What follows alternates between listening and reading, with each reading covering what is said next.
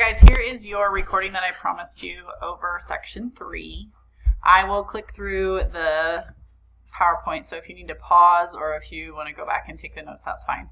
I'm limited a little bit on time. So when we talk about section 3, we've talked so far about motion, we've talked about velocity, how we know things have moved, and we talked about acceleration. So this section is about forces.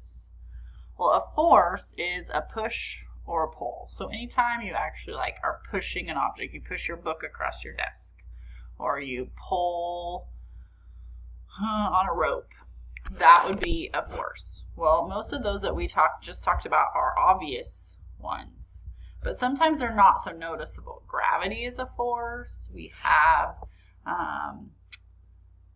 forces that are magnetic. We have other forces that you don't really notice. But forces, no matter what they are a vector. Like remember we talked about vectors being like displacement being a vector and velocity being a vector. Well, vectors have size and direction.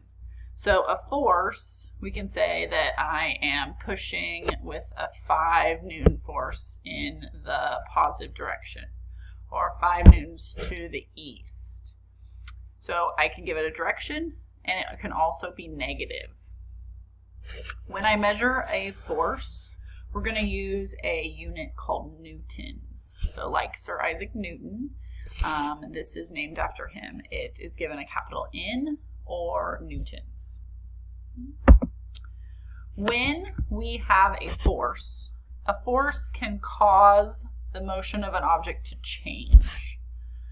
So you see here in this picture, they are playing pool. Well, if they apply a force to the ball, it's like a push, it can do a few things to that ball. It will change the motion of the object. It can make it stop. It can make it start. It can slow it down. It can speed it up, or it can change its direction. So it can change the motion of that object. Well, stopping it, starting it, speeding up, slowing down, or changing direction are all things of acceleration that we learned about the other day. So when you have a force, it will cause a change in motion, or it will cause acceleration to that object. Now, forces don't always cause acceleration or don't always change velocity. And the reason that they don't always change velocity is because they can be balanced. Okay? When 2 or more forces act on an object at the same time, the forces combine to form a net force. So a net force is like the total. If I add 2 or more forces together, if they're acting on the same object, it will be a net force. Now, forces that are equal in size but opposite in direction are called balanced forces. So that means that the net force is 0. They cancel each other out. So if I have a box and I am pushing on the box this way with a 5 Newton force, and someone else is pushing on the box this way with a 5 Newton force. Since these are in opposite directions and they are equal, this would be like a +5 and this would be like a -5. If we add them together, it equals 0. So a 0 net force because they're balanced. So since there is a 0 net force, they are canceling each other out. Therefore, they're balanced, and it is not going to change the velocity of that object. Okay, so let's think about if they're unbalanced.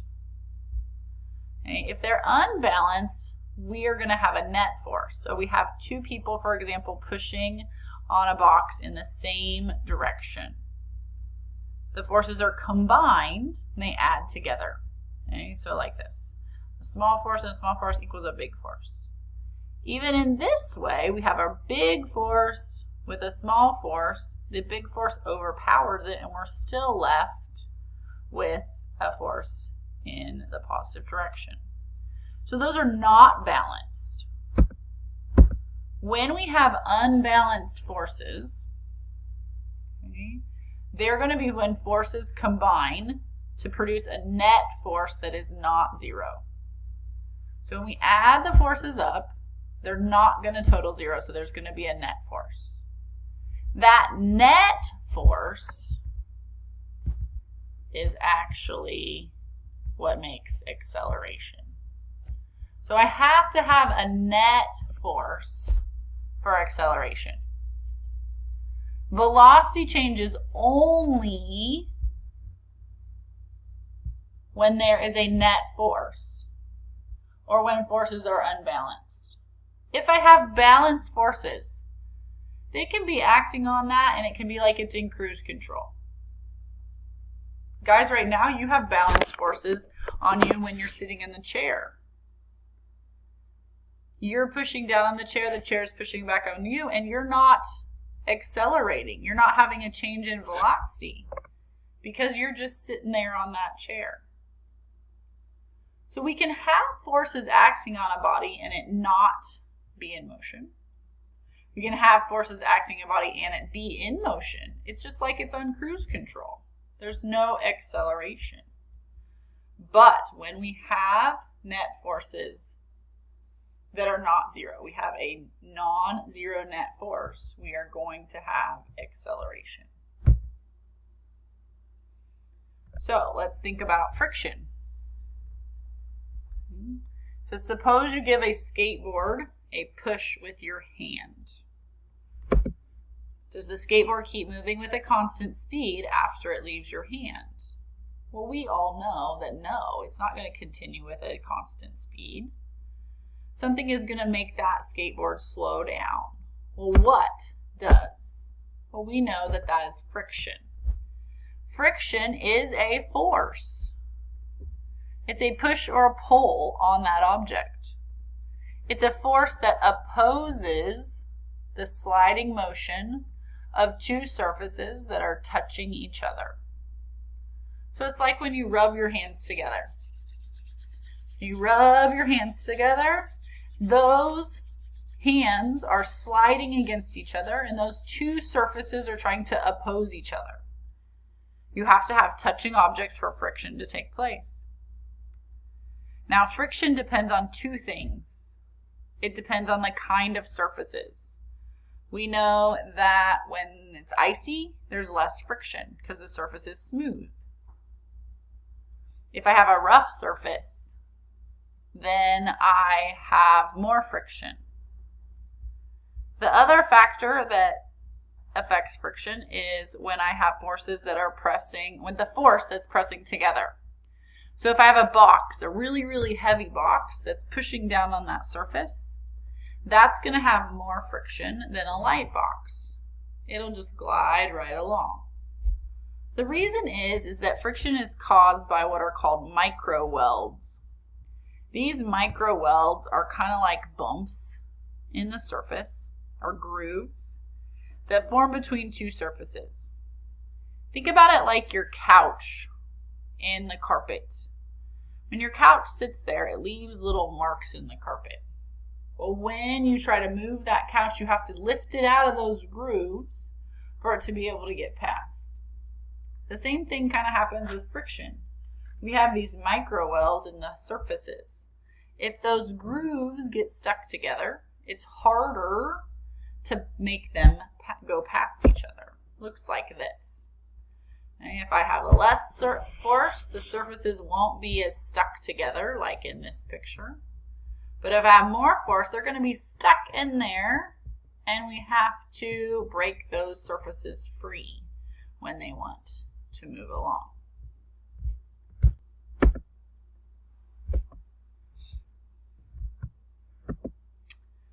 Okay, so there are a couple different kinds of friction. So think about if you have a filled cardboard box with books in it and you want to move it. But it's too heavy to lift, so you start pushing on it. But it doesn't budge, it doesn't move at first. So if it doesn't move, then there's zero acceleration. It's been at rest, it's stopped, you haven't got it to start moving, so it has zero acceleration. Well, the reason that it hasn't moved is because of the first kind of friction, which is called static friction. Static friction is the frictional force that prevents two surfaces from sliding past each other. So that means that they're so stuck together due to the microwells that are formed between the bottom and the box and the floor, that they can't break loose from that. So you push and push, and then the friction actually pushes back to balance it out. So another force that cancels your push is acting on the object, and that other force is friction. Well, then you get a friend to help you move the box. Pushing together, the box finally moves. You and your friend have exerted enough force to break those microwells. So you pushed and pushed and pushed, and you finally got it to move. Okay. But if you stop pushing, it comes to a stop. Well, that's because the box is now sliding across the floor, and sliding friction is opposing the motion. So sliding friction is the force that opposes the motion of two surfaces that are sliding past each other. So exactly, it sounds pretty self-explanatory. Sliding friction happens when their objects are sliding past each other. It happens when the object is moving, and it causes it to stop or slow down. The third type is actually a type of static friction. It is called rolling friction, and rolling friction is between the wheels. It helps to prevent them from slipping. It is like traction, okay? And it's usually less than sliding friction. All right, the last thing that kind of acts like friction, but it's not between two surfaces, is air resistance. Air resistance occurs when an object is falling towards the earth. Okay? When the object is falling towards the earth, we know that it's being pulled down by a force, and that force is gravity. But there is a force that opposes that motion in the air. It is called air resistance. It's like friction-like force that is going to be pushing up on the object to slow it down as it goes down. It causes objects to fall at different accelerations and different speeds. So think about if I dropped a flat piece of paper versus a crumpled up piece of paper. Gravity affects both of those the same, but there's more air resistance on the flat one because there's more spots for it to hit. Okay? The air can hit that one more than the other. So it's going to air resistance acts in the opposite direction of motion. And so if the object is falling, air resistance is going to push back up on that. Make it slow down. The amount of air resistance of an object depends on the size, speed, and shape of the object. Air resistance, not the object's mass, is why objects fall at different rates. Okay? They all fall the same according to gravity, so mass doesn't matter, but air resistance affects it.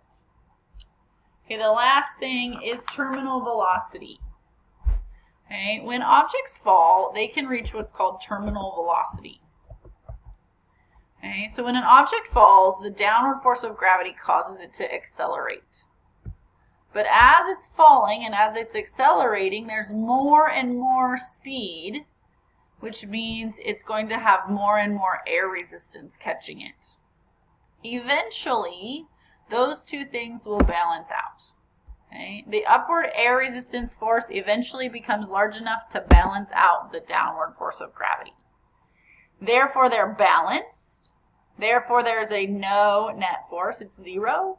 And we know when they're balanced and there's no net force, then there is no acceleration. So the acceleration of the object is also zero, and it's going to now fall at constant speed.